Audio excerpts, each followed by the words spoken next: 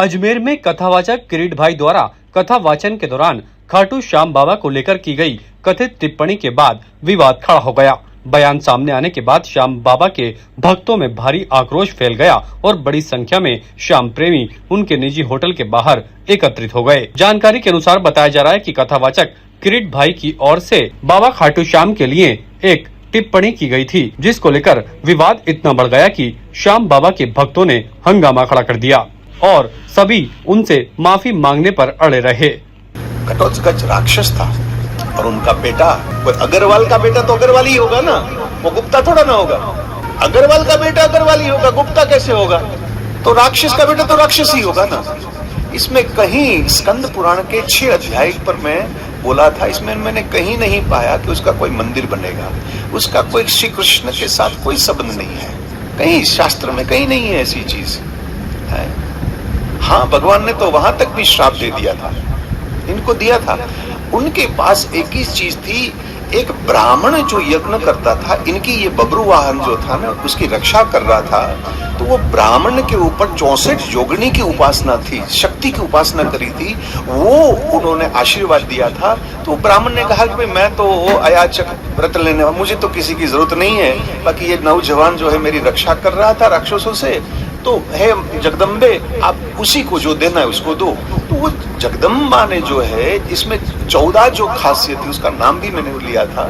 उन्होंने सिर्फ ये आशीर्वाद दिया कि हाँ बेटा, भविष्य में तेरे नाम से लोग तेरे को पुकारेंगे, बाकी उसका मंदिर होना, उसकी उपासना करना, उसकी पूजा करना, कैमरा सुन रहा है, वर्जित है।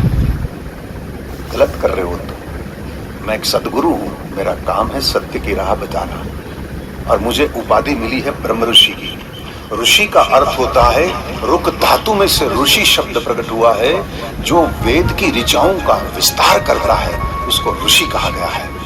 स्थिति की गंभीरता को देखते हुए होटल के बाहर पुलिस बल तैनात किया गया। पुलिस अधिकारियों ने प्रदर्शनकारियों को समझाने का प्रयास किया और पूरे घटनाक्रम पर लगातार नजर बनाए रखी। श्याम भक्तों का कहना था कि माफी केवल निजी तौर पर नहीं, बल्कि सार्वजनिक मंच से मांगी जानी चाहिए, ताकि सभी श्रद्धालुओं की भावनाओं का सम्मान हो सके। और इसके बाद होटल के बाहर ही श्रद्धालु जमकर विरोध प्रदर्शन करते हुए नजर आए। ने जो श्याम बाबा के लिए बोला, वो अपने वापस ले। जिंदगी में कभी श्याम बाबा के लिए गलत वर्ड इन्होंने बोला तो उस दिन इनको छोड़ना पड़ेगा अपना काम।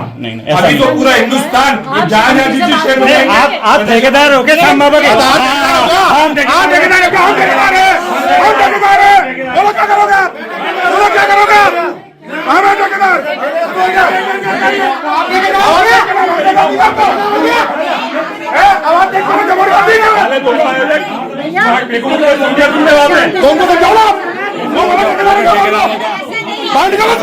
मैं आपसे ये जानना चाहूंगा कि आपने जो ये त्रुटि बस जो आपने जो ये माफी मांगी है, ये जन आक्रोश की वजह से मांगी है या आपको अपनी गलती का एहसास है? इसलिए देखो, बात ये होता है ना कि जो आक्रोश की वजह से मांगी है।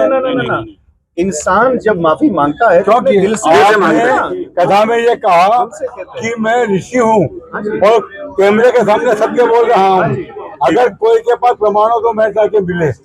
आपने तक दावे के साथ में ये बात कही कि श्याम बाबा को कोई देखो, मेरे इष्ट है, वो भी मेरे इष्ट के लिए अपमान हुआ है, आप खर्चो मत मेरे को।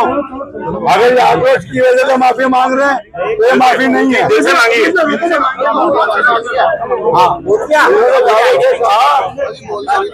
कि मुझे वेद ऋषि की उपाधि मिली है। एक सेकंड, अरे पीछे पब्लिक को रोक रहे हैं, खराब बात हो रही है। विरोध बढ़ने पर किरीट भाई ने मीडिया के सामने सार्वजनिक रूप से माफी मांगते हुए कहा कि हो सकता है मुझे ज्ञान कम हो, इसलिए मैंने ऐसा कह दिया। यदि मेरी बात से किसी श्याम भक्त या बाबा श्याम की भावनाएं आहत हुई हैं, तो मैं सभी श्याम भक्तों और बाबा श्याम से क्षमा प्रार्थी हूं। सार्वजनिक माफी मांगने के बाद श्याम भक्तों का आक्रोश शांत हुआ और स्थिति सामान्य हुई। बोलिए खाटू श्याम भगवान की जय हो, खाटू श्याम भगवान की जय हो, श्याम भगवान की जय।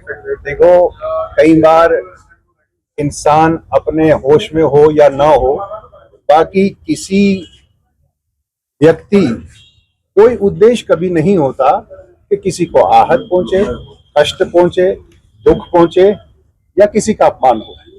आज एक ऐसे घटना घटी कि कुछ वचनामृत के अंदर खाटू श्याम जी महाराज के ऊपर, देखो पहली बात बता दो, हमारी अज्ञानता, पहले ये समझ लीजिए कि हमारी अज्ञानता के कारण से, कि जानकारी परिपूर्ण न होने के कारण से उसके बारे में हमारे से जो वचनामृत जो हुआ है प्रभु, तो आप लोगों का दर्शन कर हमें लगता है कि किसी को कोई तकलीफ, आहत, कहीं दुख या अपमान, तो सर्वप्रथम तो सारे दुनिया भर में जितने भी श्याम भगत हैं, हम हृदय से आप लोगों का क्षमा मांगते हैं, माफी मांगते हैं। दूसरा, भगवान श्याम जी महाराज जो हैं, उसके चरणों में भी हम प्रभु से प्रार्थना करते हैं कि आप तो भगवान हो, भक्त को, बालक को माफ करना आपका तो धर्म है। बच्चा तो कई बार कर भी लेता है, लेकिन कुपुत्र जाए तो क्वचित् कुमाता न भवति। तो